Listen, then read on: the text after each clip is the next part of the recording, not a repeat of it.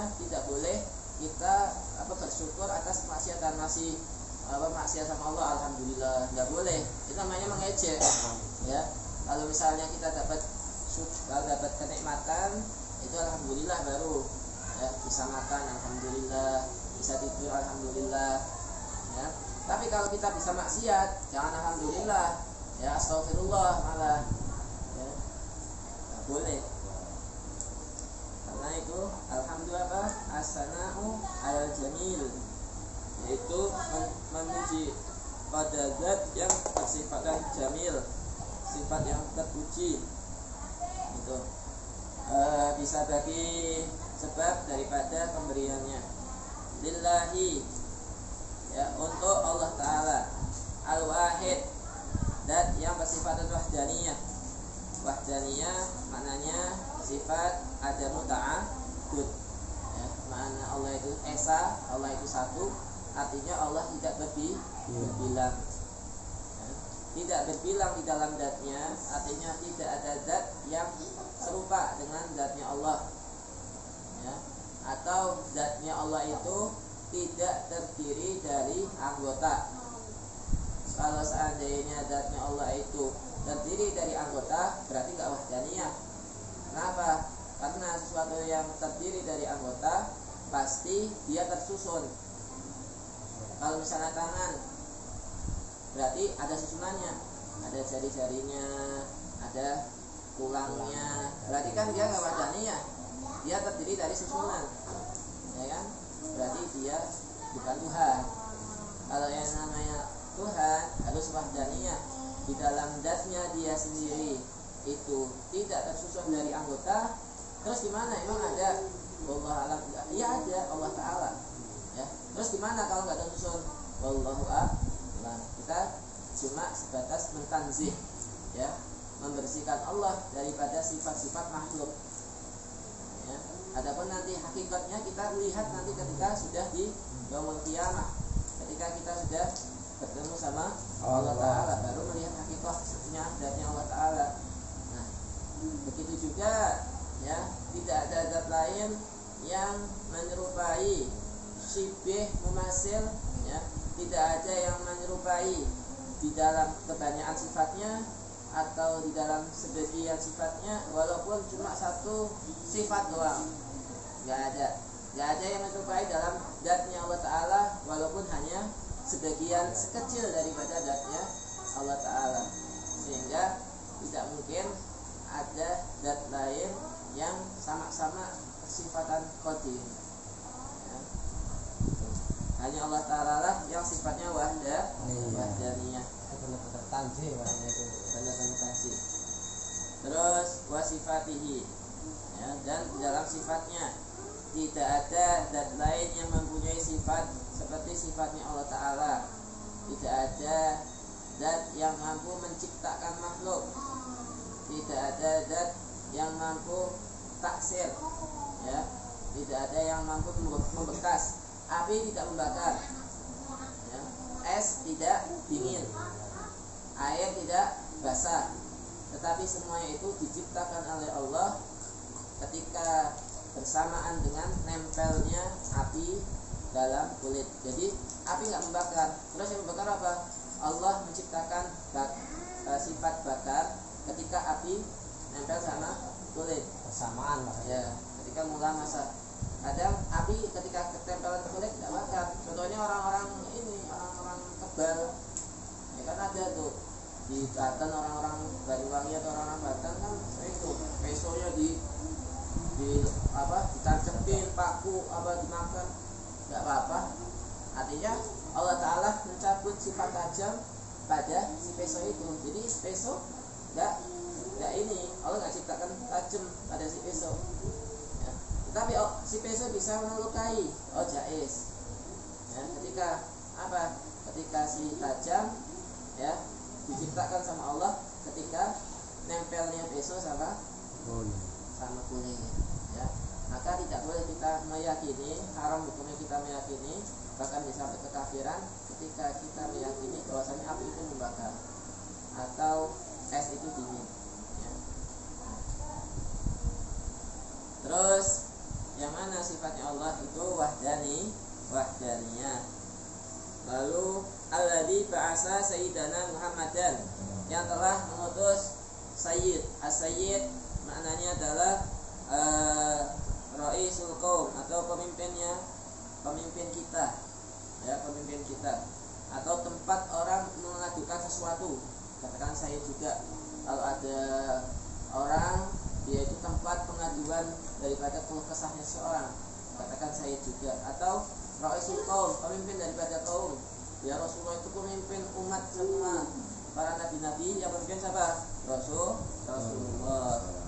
Muhammadan, Nabi Muhammad sallallahu alaihi wasallam, yang mana Rasulullah itu menjadi pemimpin lil khalqi, diutus Rasulullah untuk semua makhluknya Allah Ta'ala, entah itu manusia, jin, dan malaikat, entah itu perkara yang bernyawa ataupun perkara yang gak bernyawa, semuanya itu adalah umatnya Rasulullah, ya.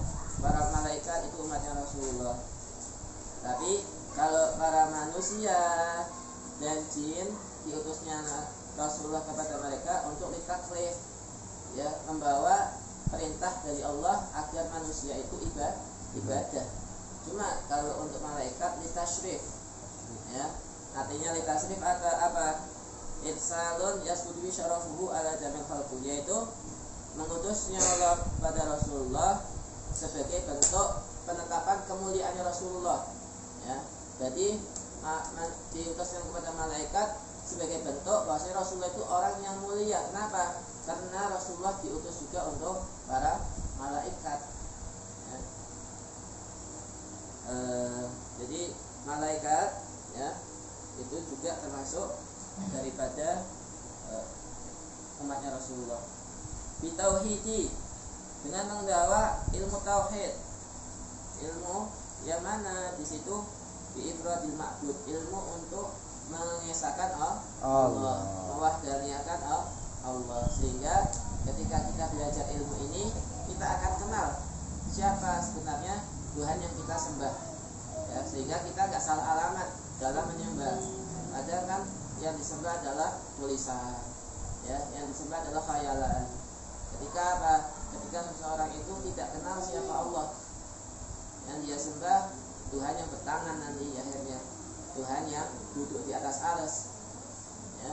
Ketika dia tidak mengenal ilmu tauhid, ya, bisa salah alamat nanti akhirnya. Seperti halnya orang-orang Nasrani, ya, orang-orang orang-orang Majusi, yang ketika menemukan Tuhan salah alamat, malah nabinya yang jadi Tuhan. Karena salah alamat sehingga api jadi Tuhan. Dia menemukan api itu membakar, ya, akhirnya disembah itu api. Ternyata setelah 1000 tahun apinya padam, bingung, Tuhannya mati. Tuhannya mati. Ya, ketika Nabiullah Ibrahim ingin menyadarkan umatnya, ya, tentang dibuka. Jadi para rasul itu membuka akalnya para umat, didobrak akalnya supaya kenal siapa itu Tuhan. Ketika Nabi Ibrahim menunjuk kepada bintang-bintang, wahai apa itu, tuh bintang-bintang itu kalau kamu ngomong Tuhan, ya. Ketika bintang itu terbenam, ya, nampak bulan yang lebih sinarnya lebih besar daripada bintang. Oh, apakah itu yang kau sembah? Ketika bulannya itu terbenam, tampaknya matahari, ya, apakah itu Tuhan yang kau sembah karena terang benderang, ya. Ketika matahari terbenam, Tuhan yang semuanya salah. Kenapa? Sebab gak ada yang kekal. Matahari itu terbenam, masa Tuhan hilang, ya. Bintang, masa Tuhan yang cahayanya itu kalah dengan kekuatan bulan. Bulannya terbenam juga. Akhirnya Nabi Ibrahim mengatakan apa bahasanya, itu makna tanzih, yaitu bahwasanya beliau Tuhan yang benar adalah Allah Ta'ala. Para nabi seperti itu membuka akalnya para umat. Ketika Nabiullah Ibrahim hujjah sama Namrud, kata Namrud, Ibrahim, saya bisa kamu saya itu Tuhan. Kalau yang memang Tuhan, buktikan Tuhan itu bisa menghidupkan dan bisa mematikan. Yang namanya akal sawab ya. Walaupun dia itu presiden, walaupun dia itu raja, tapi kalau akalnya kenal sama Tuhan, maka apa yang dia ngomong? Ya saya bisa menghidupkan dan mematikan. Dia punya 2 budak, yang satu dia bebasin, yang satu dia bunuh.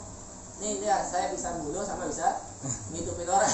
Aduh, ini akalnya udah konflik kata Nabi Ibrahim. Udah, sekarang pindahkan matahari yang terbitnya dari timur ke barat, pindahin sekarang. Coba jadikan matahari terbitnya dari barat ke timur. Kalian udah kata Nabi udah. Ini ya akalnya terbuka. Ya. Fir'aun yang ngaku Tuhan juga sama dipuja sama Nabi Musa. Hujahnya apa? Pokoknya di situ para nabi al-hujah semua fatwana semua. Berarti pertama kali hujah itu rata-rata bila akli semua itu. Iya, bila akli. Kan belum ada syariat selama 12 tahun, 13 tahun. Ya, syariat sholat itu di tahun kedua Hijriah, puasa di tahun kedua Hijriah. Ketika Rasulullah masih di kota Madinah, ya, itu rata-rata ayat-ayat di kota Mekah rata-rata di sini tentang membuka akal mereka hujah kepada orang-orang jahiliyah yang masih menganggap Tuhannya itu patung-patung. Ya, itu dibuka akalnya. Di tauhid, membawa ilmu tauhid dari Nabi Adam sampai Nabi Muhammad semuanya membawa ilmu tauhid. Ketika Nabi Adam sampai Nabi Idris, ya, itu semuanya agamanya tauhid semua. Ya, Nabi Adam hidup beribu-ribu tahun, terus anaknya Nabi Sis hidup 900 tahun, sampai Nabi Idris, ya, meninggalnya Nabi Adam sampai Nabi Idris gak ada nabi. Tapi orangnya benar semua, Islam semua, agamanya tauhid semua. Ketika Nabi Idris putus, lalu mulai itu di zaman Nabi Idris manusia mulai nyembah patung-patung, ya, mulai diseliwerin sama setan. Kata setan yang pertama kali mengatakan ketika mereka itu mempunyai orang-orang soleh, ya, orang-orang soleh ini ya ibarat kata sangat mereka idolakan. Terus sama iblis yang menyerupai manusia, iblis itu ngomong, bagaimana seandainya kalian bikin foto-foto untuk orang-orang soleh sebagai bentuk pengingat, ya, pengingat. Akhirnya dibuatlah itu foto. Setelah foto dibuat, lama-kelamaan, ya, bagaimana kalau seandainya bentuknya itu patung, ya, bentuknya patung. Akhirnya dibuat patung, ya. Terus akhirnya coba kamu misalnya suruh nyembah sama iblis, minta sama patungnya. Hasil sampai akhirnya orang-orang di waktu itu menjadikan patung-patung itu sebagai persembahan. Halus berarti bahwa iya, mulai sedikit dihilangkan akalnya mulai dihilangkan. Tapi nggak langsung, ente langsung nyembah patung nggak langsung gitu.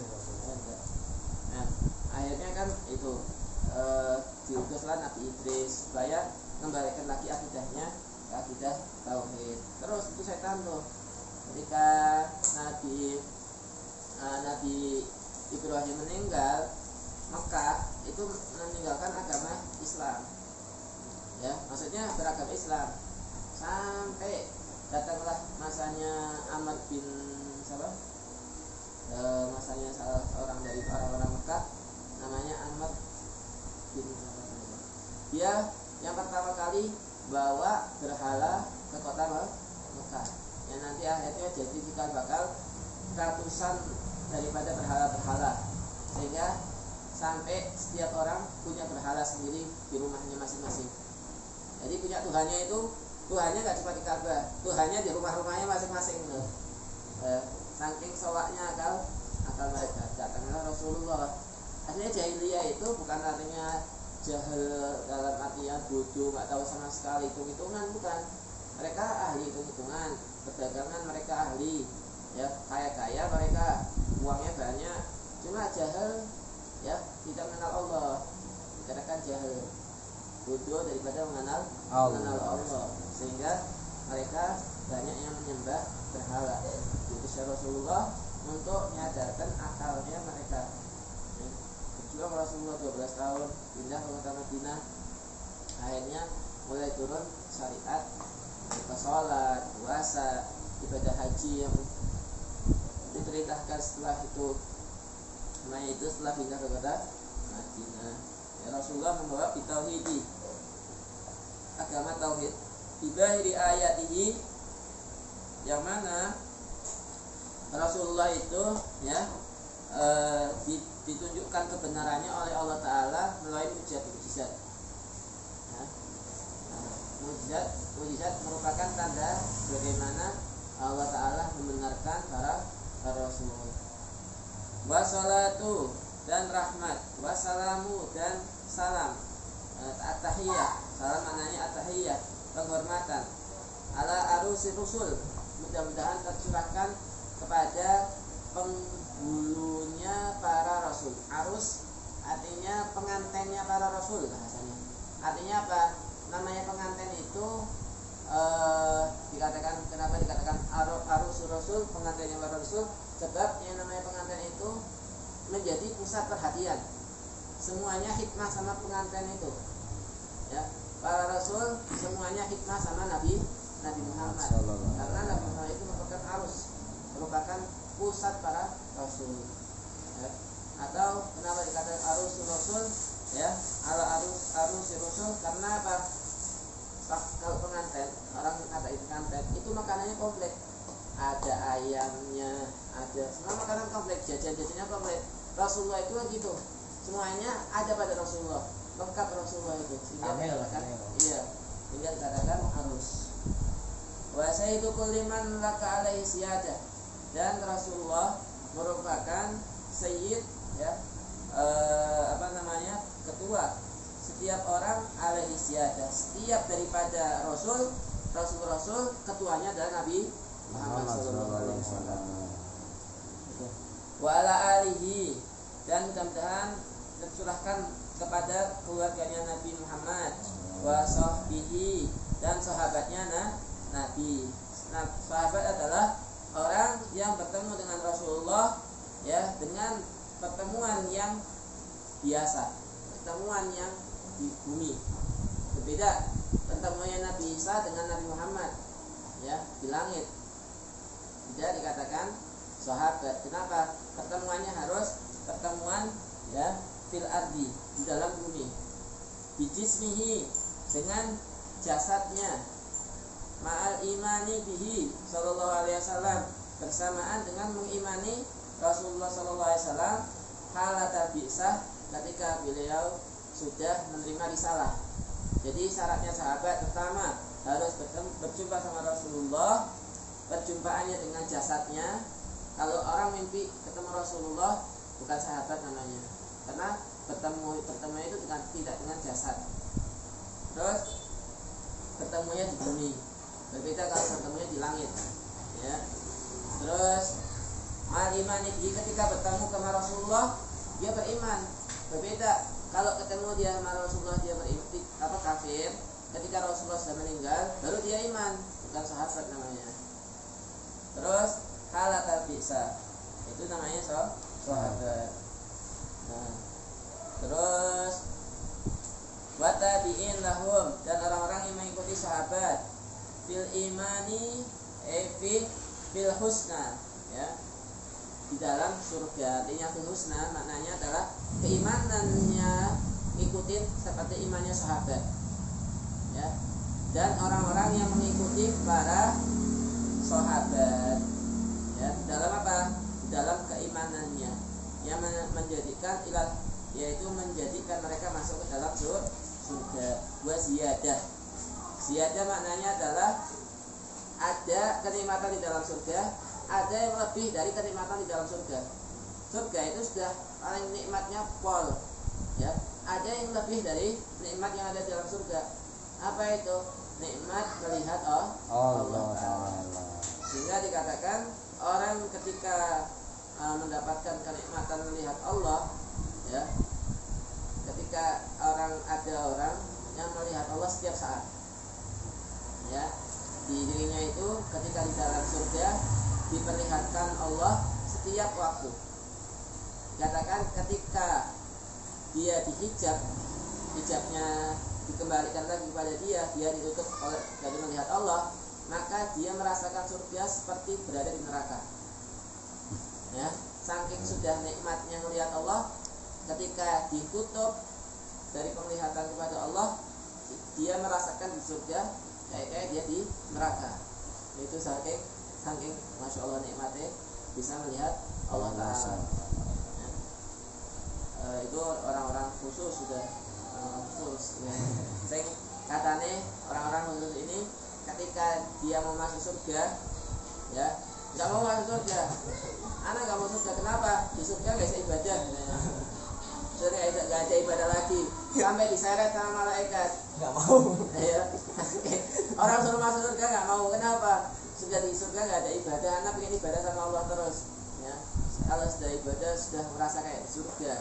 Ya. Sehingga ketika dia masuk surga ya diseret sama malaikat. Bukan ke neraka ya surga. Kayak itu kayak sahabat itu dari golongan manusia aja apa? Ya dari jin juga. Dari jin, malaikat juga bisa kan ya? Iya. Sahabat. Kayak malaikat Jibril bisa nggak sama sahabat? Kalau alam ya. Cuma nek jin termasuk sahabat. Termasuk sahabat. Terus wasiyadah bapak itu, ya, setelah itu fayaqulu, maka akan berkata kasirul masawi, orang yang banyak maksiatnya. Ini tawaduknya sama sonefnya Syekh Ahmad An-Nahrawi, ya. Al-fakiru, orang yang sangat butuh sama Allah Ta'ala. Di rahmati rabbihi, orang yang sangat butuh sama rahmatnya Allah Ta'ala, yaitu siapa? Ahmad As-Sayyid Abdurrahman An-Nahrawi. Itu orang Nahro ini daerah Mesir, ya, kayak Bajur daerah Bajur, orang Mesir juga, banyak orang Mesir tuh. Imam Syafi'i meninggal di Mesir, ya, banyak ulama-ulama yang berada di kota Mesir tuh. Terus lama kana yajibu ala kulli mukallaf, ketika wajib atas setiap orang mukallaf al-jazmu, untuk jazm, mantap, ya. Jazm itu yakin bi aqaidi tauhidi, ya, itu al-jazmu. Mana jazm? Itu apa? Al-jazm itu apa?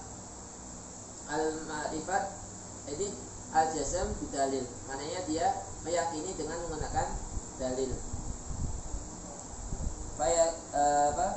Lama kana yajib, hukumnya jazm apa? Meyakini Allah Ta'ala wajib ala mukallafin al-jazmu bi aqwali tauhid. Karena apa? Karena 4 perkara seorang itu, artinya seorang. Pertama, don, syak, waham, jazm. Don, syak, waham, ini hukumnya kafir. Orang kok ragu adanya Allah Ta'ala, kafir. Orang kok cuma menyangka Allah itu ada, hukumnya kafir. Harus benar-benar jazm, harus benar-benar dia itu mantap bahwasanya Allah itu ada. Ya. Faman lam yajzim bi aqaidi tauhid wa kana al-iman mutawaqqifan ala jazmi dzalik. Faman lam yajzim bidzalik, barang siapa yang tidak mantap hatinya dengan hal itu, bahwa kafir, maka orang itu orang kafir. Kenapa? Karena dia ragu adanya Allah Ta'ala. Wa iyadu billah, ya. Wa kana minal awam, ada sekelompok orang awam, man, orang lam yutkin tilkal aqaid, dia tidak bisa meyakini, ya, aqaid itu. Dia belum sampai bisa membuktikan adanya Allah Ta'ala, ya. Ada daripada kelompok orang awam yang belum sampai ke derajat bisa membuktikan Allah Ta'ala, yaitu dia belum bisa mendatangkan dalil-dalil. Nah, terus jamak tuha fi waraqati latifatin, maka karena hal ini sangat penting, karena mengetahui Allah dengan menggunakan dalil itu penting, maka saya akan mengumpulkan, kata beliau, kitab yang di dalamnya merupakan dalil-dalil yang cukup untuk menetapkan keimanan. Dalam kitab ini ada, yaitu kitab ditulis dalil-dalil yang cukup untuk menetapkan keimanan.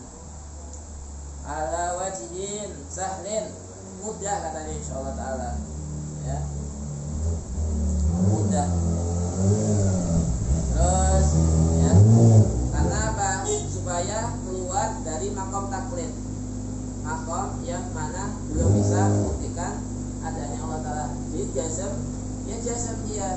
Jazm itu ada dua, jazm bidalil sama jazm bitaklid, ya. Tapi kalau yang jazm bitaklid itu bahaya. Kenapa? Karena masih bisa terombang-ambing. Laisa bidalil loh. Iya.